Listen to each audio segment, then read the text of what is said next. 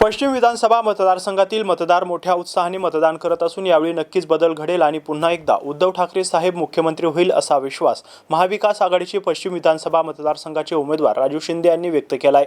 आज त्यांनी आपला मतदानाचा हक्क बजावला। यावेळी त्यांनी ही प्रतिक्रिया दिली आहे। लाट दिसून येत आहे, काय सांगा? सकाळपासून मतदारामध्ये इतका उत्साह आहे, त्यांना वाट पाहत आतुरतेने 20 तारखेची आणि ती आज वाट त्यांची प्रतीक्षा संपली, कारण की पूर्ण पश्चिम विधानसभेमध्ये मतदार पेटलेले आहे। पदाधिकारी असतील, मतदार असतील, अत्यंत उत्साहपणे काम करतायत आणि उत्साहपणे मतदान करून मतदार येऊन स्वतः मला दाखवत आहेत की आम्ही मतदान तुम्हाला केलं आहे। इतका प्रतिसाद मला असं वाटतं आतापर्यंत कधीही कोणाला मिळाला नसेल। इतका प्रतिसाद जे नागरिकांनी मतदारांनी ठरवलं होतं त्या पद्धतीनं सगळं होताना दिसतंय।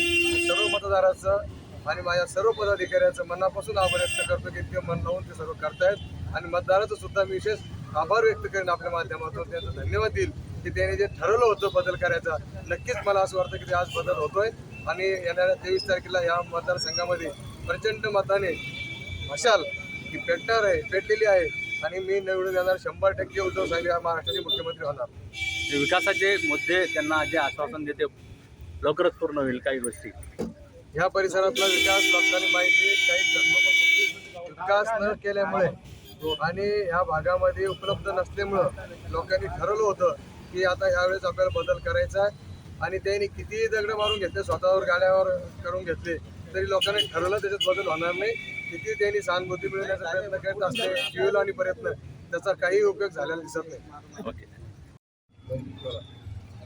सकाळपासून 6 वाजेपासून आम्ही बूथवर आहे। आतापर्यंत जवळपास 53 बूथवर फिरलो।